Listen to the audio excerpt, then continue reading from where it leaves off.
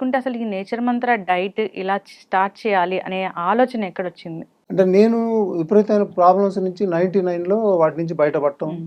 దాని తర్వాత అదే కంటిన్యూ చేసుకుంటూ వచ్చానండి. అనుకోకుండా కరోనా వైరస్‌లో ఎందుకంటే ఇంత సిస్టమ్‌లో నేను ఎవరైనా నేచర్ నుంచి ఫాలో అయ్యేవాళ్ళు ఎవరికైనా కూడా ఈ వైరస్‌లు ఏం చేయవనేది ముందే తెలిసిపోయిద్ది మనకి. ఆ కాన్ఫిడెన్స్ మన బాడీలో ఉండే కండిషన్స్ అట్లే ఉంటాయి.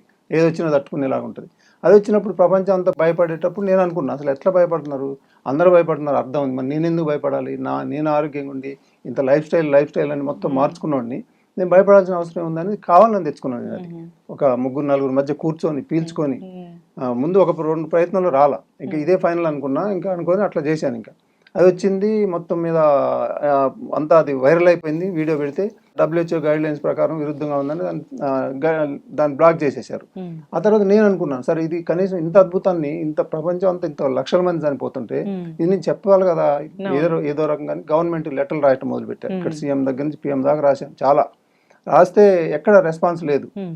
ఓహ్! ఇట్లుంటదా దీని పరిస్థితి అనుకోని, ఇక అప్పుడు నేను నా ఫిల్మ్ ఫీల్డ్ వెళ్ళిపోదాం అనుకోని కొంత స్క్రిప్ట్ వర్క్‌లు అవి చేసుకుంటున్నాను. హ్మ్. కానీ నా లోపట అనిపిస్తుంది నాకు ఒక అద్భుతాన్ని నేను చెప్పలేకపోతున్నానే అని. హ్మ్.